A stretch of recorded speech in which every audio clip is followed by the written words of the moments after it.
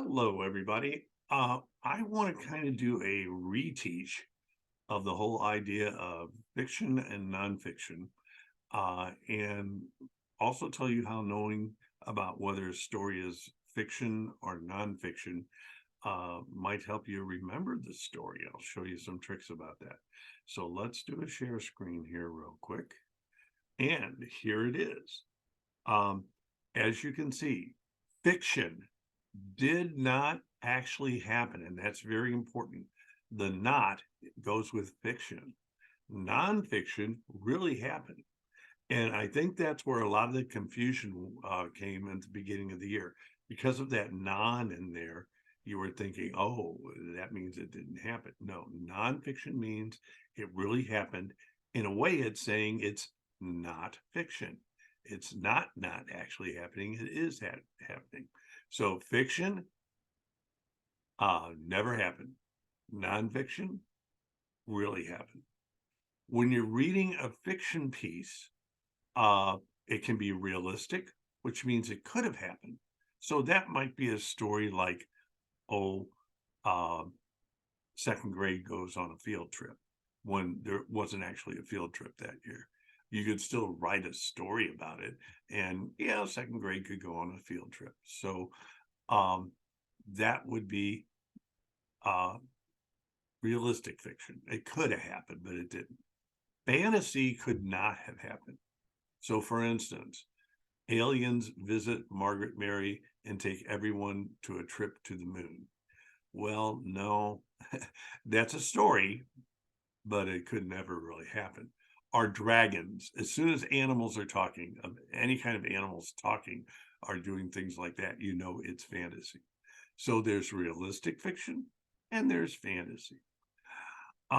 Usually realistic fiction and fantasy both have stories to them. Nonfiction, which really happened, where there's no stories and just facts, remember the facts. And when I ask people to do retells, basic retells, summary retells, I ask for at least three. You ought to have at least three or more facts that you remember from the story.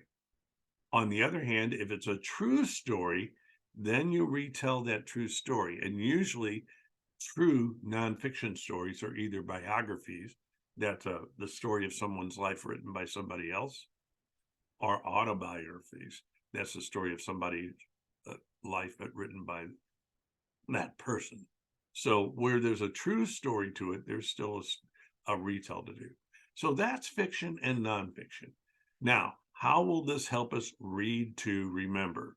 Well, remember, first of all, I want you to have at least three details out of whatever you're remembering, whether it's a story or a nonfiction true piece.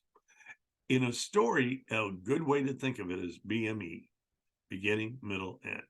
If you can tell me one thing from the beginning, one thing from the middle, one thing from the end, then you've got a good story summary.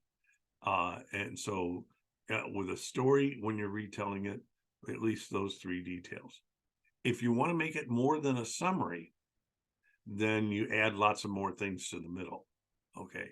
And if you wanted to make it a complete retell, you'd add everything to the middle. Okay.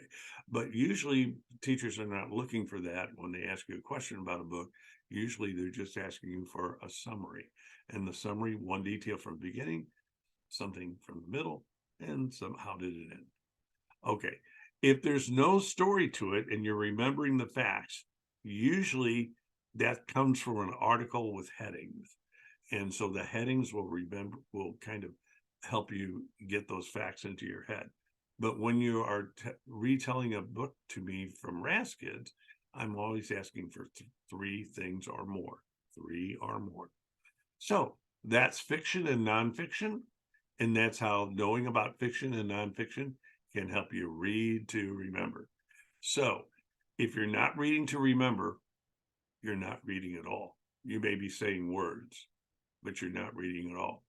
I once said, you may have said it, but you haven't read it until you can tell me the characters, the problems, the solutions, until you can tell me the beginning, the middle, or the end, until you can tell me facts from the story. If you can't do those things, then you're not reading yet.